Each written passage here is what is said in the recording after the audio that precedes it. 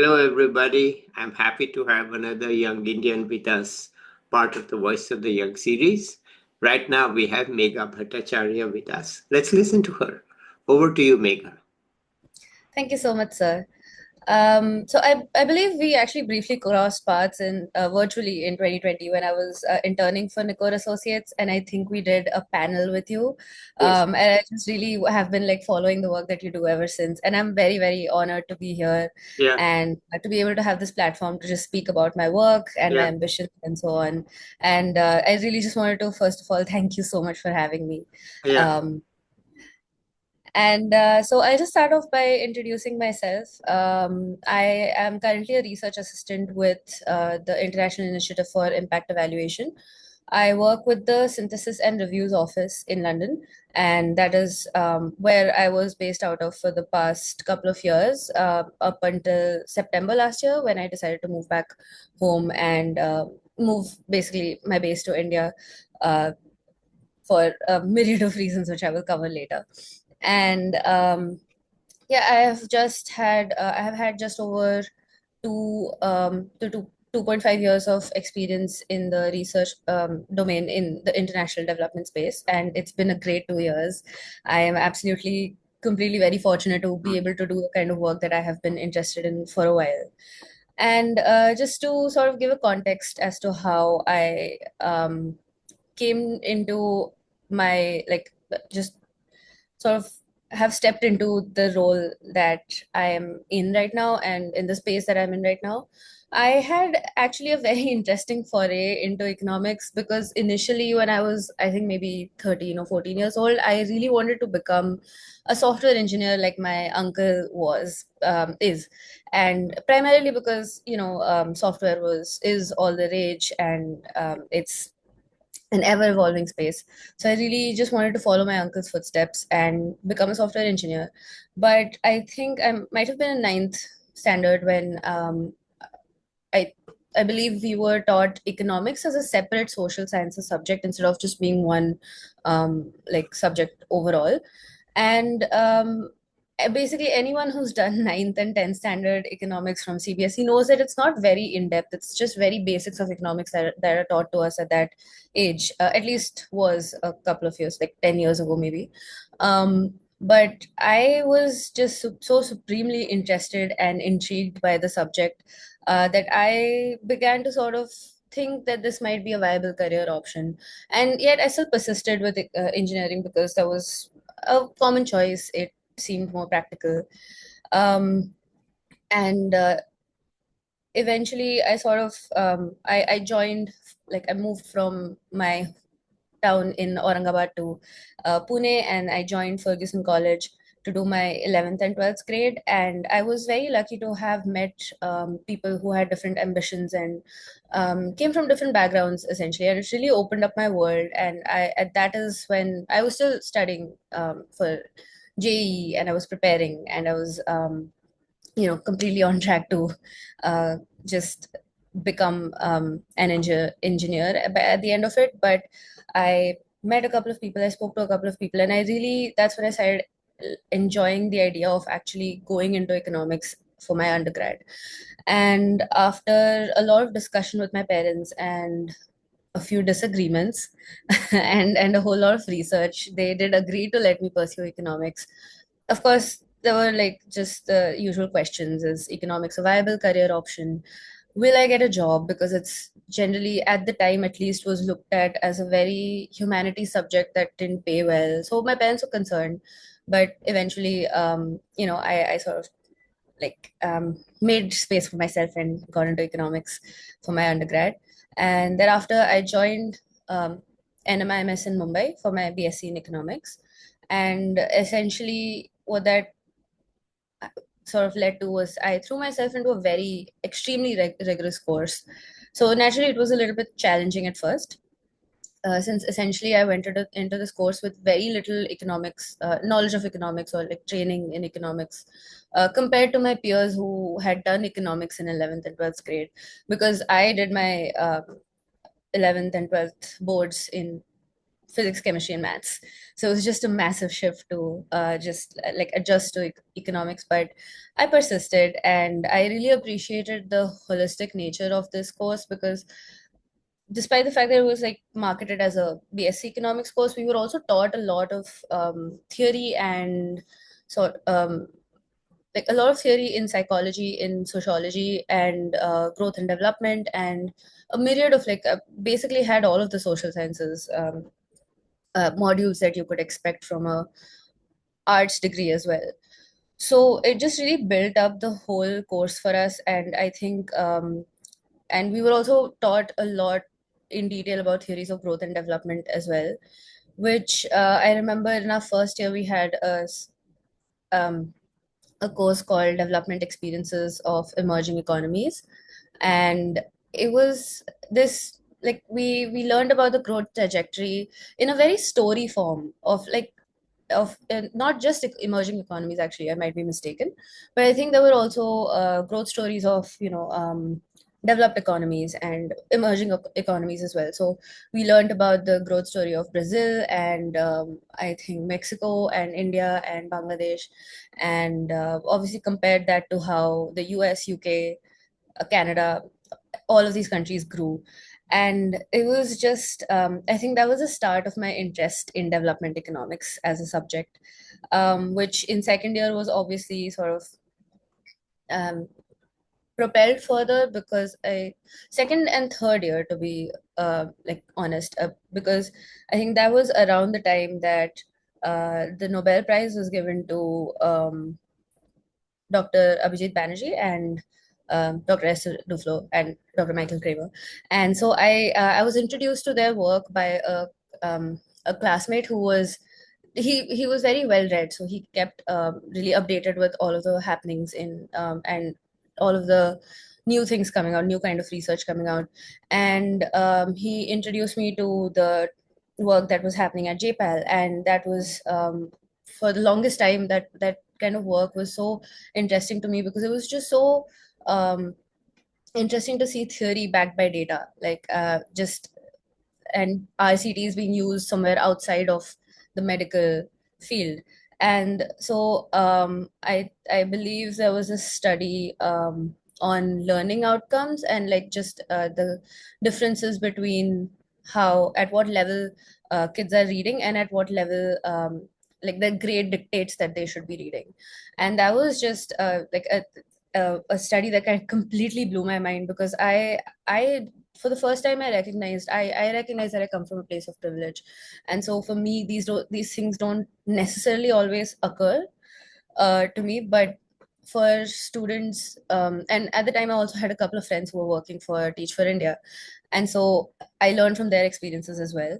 And I was really like sort of made aware of the fact that there are kids that are being told that you have to read at a fifth grade level, but they haven't actually been given the tools and the support to be able to read at even maybe a second grade level, which really they're likely incredibly smart kids. It's just that because they're not being given the tools to be able to use the education, they have access to education, but they're just not being able to use it um, to get where they need to be. And so I think that was the beginning of my interest in development. And I to that end I also did complete my own thesis in which I was um, I was basically interested in looking at how the how just this like discrepancy between having access to something but not being able to fully use it or not being able to completely um, you know make like full take full advantage of it.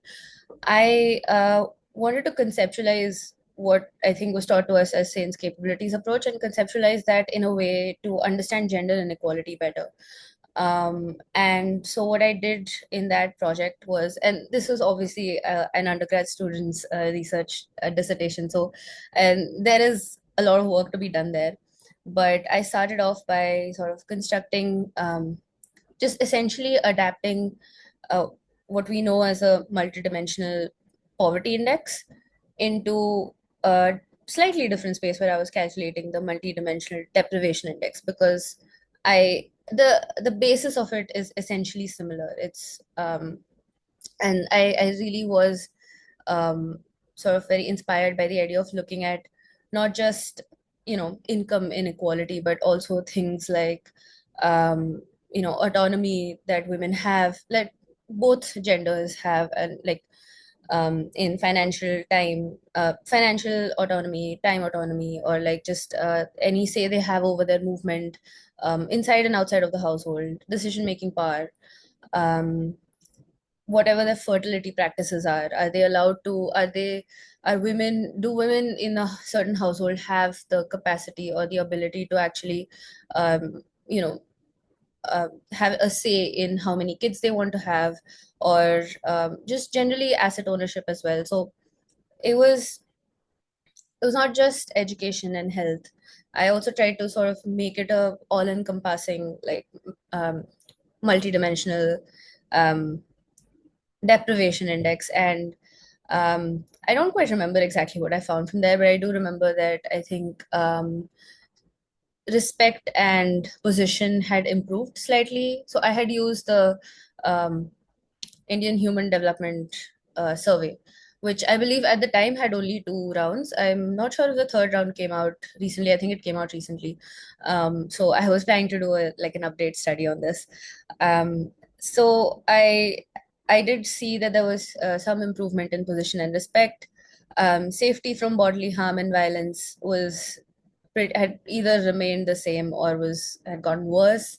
And and it just really, like, I was very happy with my piece of research at the time, because I think I was while I was doing my literature review, I realized that this was something that had been done in countries like the UK, where likely the data sets were easily available and more comprehensive, and that there was a research gap in doing so in India. And a lot of studies did actually attempt this. They were more niche though.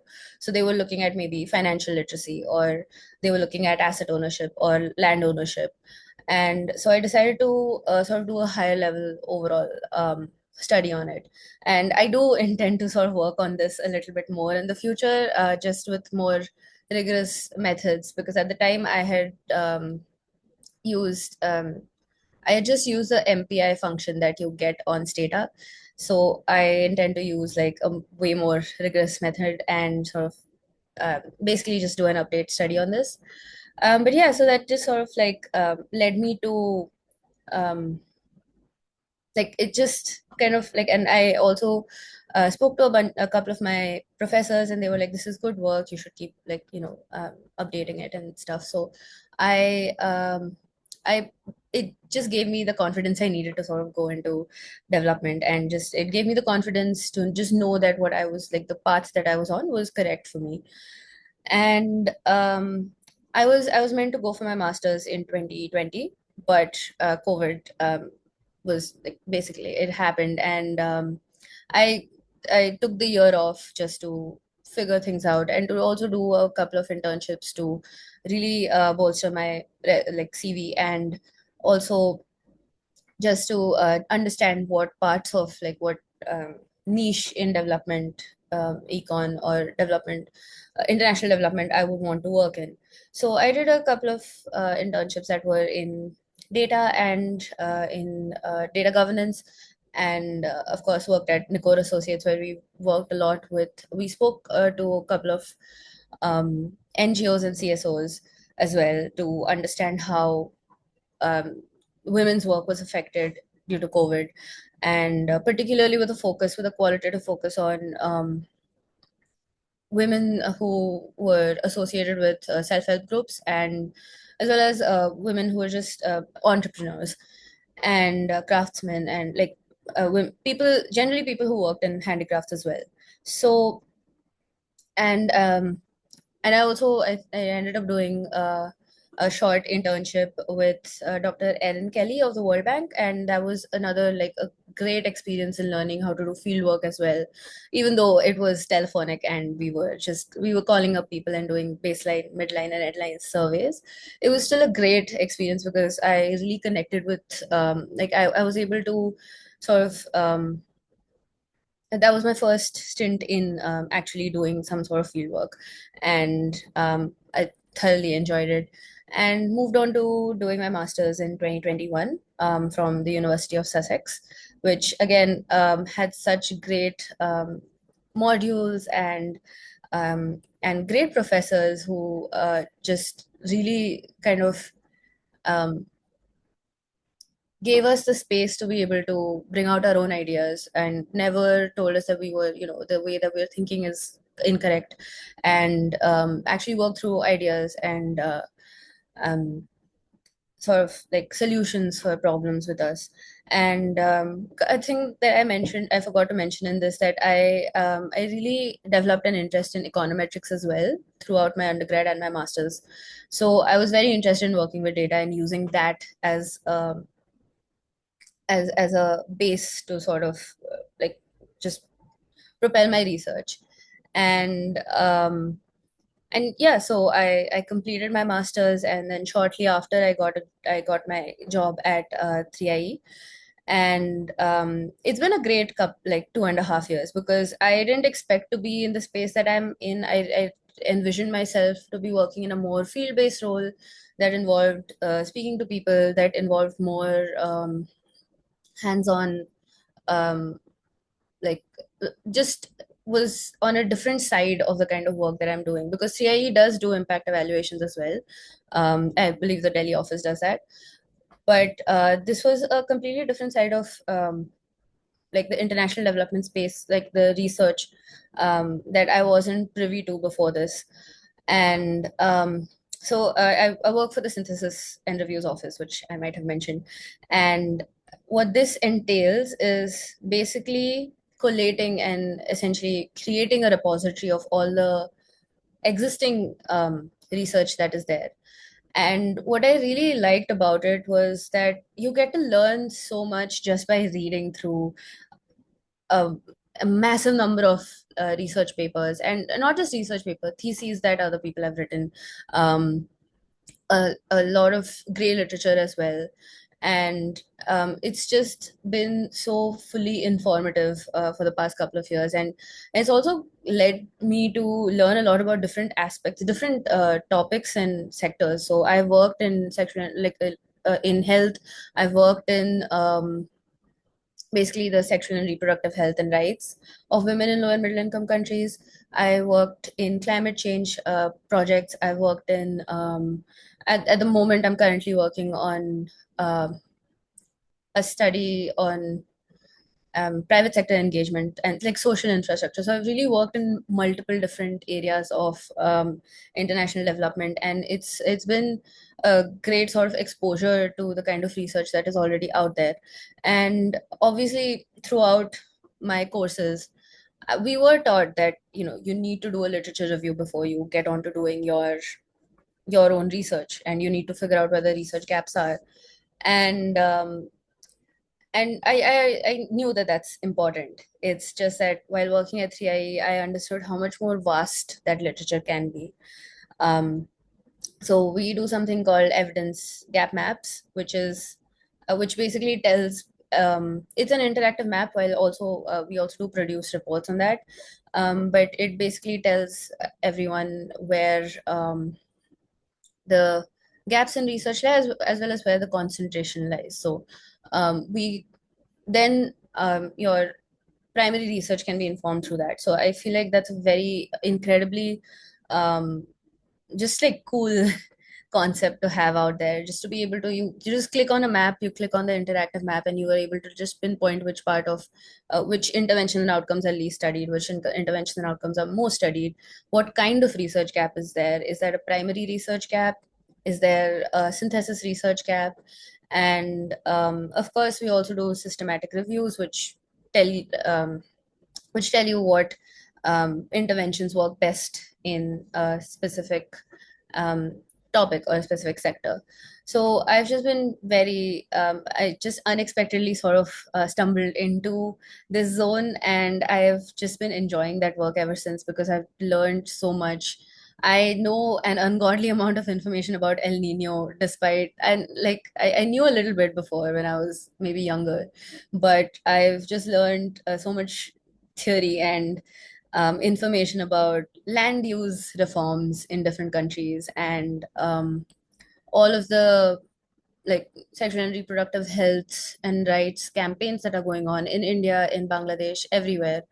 Um, and so it's just been like and it's also led me to sort of we're all primarily like a quantitative studying is more common, right? And even in my undergrad and my masters, considering that they were both like MSc and BSc, so they were like essentially marketed as science degrees, we didn't particularly cover a lot of ground on qualitative research methods. And so it was at 3IE where we decided to, I believe for the sexual and reproductive health and rights EGM, the evidence gap map that we did, I believe, a year or two ago. We really we uh, looked at qualitative causal inference methods.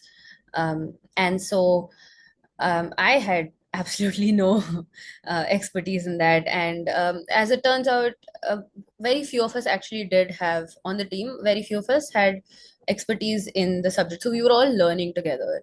And that was a great experience as well because I was made privy to a lot of qualitative methods that I wasn't aware of before, and how you can actually do causal inference despite not having experimental methods or quasi-experimental methods. And I just firsthand was able to see how much that made our, like we were able to draw conclusions and um, discussions from our quantitative analysis as well. But I just firsthand saw how much more comprehensive the qualitative data made our analysis as well. So it was also where I like understood the importance of having some amount of like qualitative study, depending on context, of course, and what topic, what sort of like one is studying. And it really dispelled any ideas I had about qualitative methods not being as effective. So I've just for the past couple of years been really learning quite a bit in this space, in the synthesis space particularly.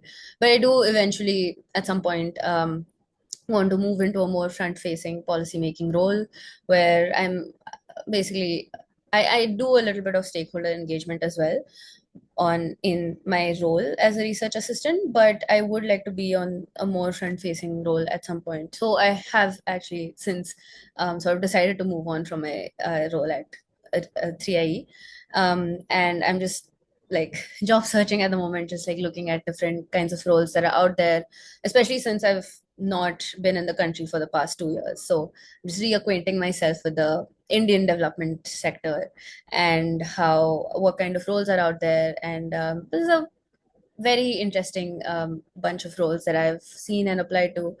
And I really want to be in a space where I can actually affect more real change, and I and use the kind of research that we've been doing so far, that I've been doing so far, and maybe essentially help put it into practice. And I've also, I think this is just a stepping stone to eventually doing a PhD. Mhm. And um, I will end up doing it in a couple of years. I think I still have a few years of just learning a little bit more in the industry to be Mhm. able to fully inform my PhD journey as well. But I Mhm. do have a certain idea of what I want to do. Okay. Um, and I'll just go over it for like a couple of minutes. So Okay. both my parents are doctors, and I've always had a massive interest in health.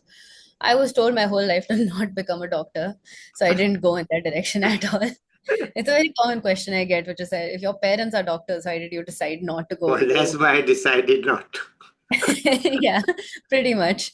And Yeah, I was told by them. I was explicitly given a warning. Do not become a doctor, become anything else in the world.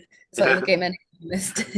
And so, but I've always just, because of the kind of environment I grew up in, and just, I heard my parents discuss their usual doctor things every day. I've always had an interest in health. And then over the past couple of years as well, I've worked a lot more in the climate change space. And it's very intuitive to me that climate change and health need to be studied. Mm, Um, and so I've just basically decided I haven't fully formed the research idea yet, but mm, I think the idea is to do a PhD that studies the differential impacts of climate change on health. So this would be okay. differential depending on like marginalized communities. It could be by gender, could be by location, could be by Mm, um, just like income strata, or mm, and a couple of other equity considerations as well. And I also intend to fully bring together my different experiences, which is index creation and mm, um, also just some amount of mm, quantitative studying, and really bring together all of these things and map out vulnerability. So I would like to start small, because I think India as a whole is a massive ground to cover. So maybe I would want to look at Maharashtra, because I live in Pune at the moment, yeah, and Maharashtra itself has quite a few different terrains to look at. So you yeah, have the beaches, you have flatland, you have a plateau, you have yeah, the hills, yeah, and where one place is more prone to flooding and cyclones, another place might be more prone to droughts and um, as far as I remember, this entire stretch, Pune and the rest of the hills are very prone to landslides as well. So I really want to just like map out vulnerabilities and kind of conduct research in a way that informs policies that are very tailored to each of mm, these situations.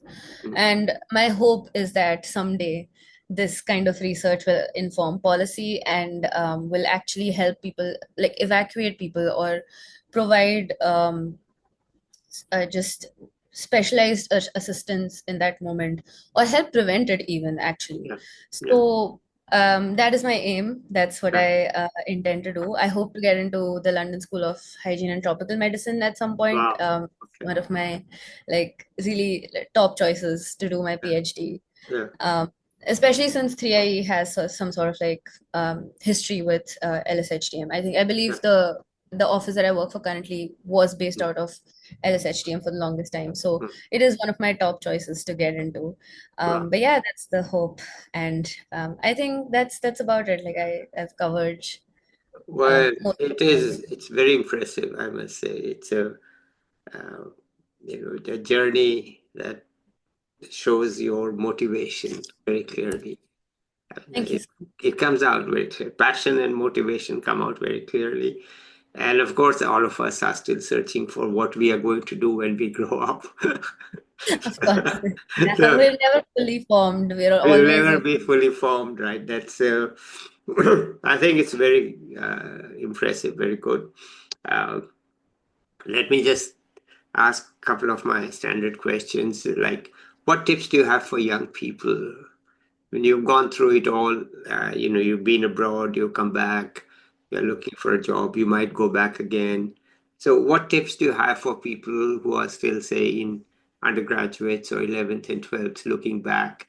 Of course, the world has changed since Yeah. then, but still, do you have any tips for them? Yeah, sure. I mean, I've been through quite a few turns in like the short span Mm, of just being conscious. mm, Um, and um, I think the one main thing that I've learned so far is that it might get really bad, and it might feel like, we're not able to get out of a certain sticky situation, or just, having a really bad time in college, or just struggling with grades, mm, anxiety, all of that. But it does get better. It's mm, just needing to sort of like hold your ground, understand that this is mm, this is what you're suffering through right now, but also understand that there is light at the end of the tunnel. It's not going to like it's not that you will be stuck here forever, and it's just persevering through that emotion. And Right. obviously I understand that this might differ according to a person's background and context, but I'm also so fortunate to have the support system I have had throughout. Like I did I moved to the UK when COVID was still going on. We still had a lot of restrictions. So originally, when my parents were supposed to come drop me off, I traveled alone for the first time abroad by myself, and moved into the university campus. I had to isolate myself because of restrictions, Yeah. and it was quite a challenge. Yeah. Um, it's just that it's the support system and then had that really got me through. Like I obviously went through a rough patch with my parents, fixed it all up, and they really pulled me through a lot of problems. I had friends whom I could depend upon for guidance. I had a couple of I have no siblings, so I didn't have like siblings to turn to. But yeah, I really did. It's really important to have like a support system at all points. And sometimes they may even cross like continents with you just out Okay. of like coincidence. But I actually had a friend in college that I lived with in college, and then we moved for our masters together and ended up in living together again in London for a year before I moved back. So it's really just like having that support system that pulls you through tough times. And I think on the career front, I was always this kind of person that sort of had plans and backup plans for everything, and I had backup plans for backup plans. I applied to an insane number of colleges and insane Okay. number of jobs. So I was very anxiety driven that way. But I think of late I've come to realize that that's an insane amount of pressure to put on yourself, and it's going Mm. to break at some point. So yes, have a plan, but it's okay for it to not work out exactly the way you wanted it to. Yeah. And that's also like it's a little bit of a mental adjustment that everyone like you need to make at certain points, but it's a great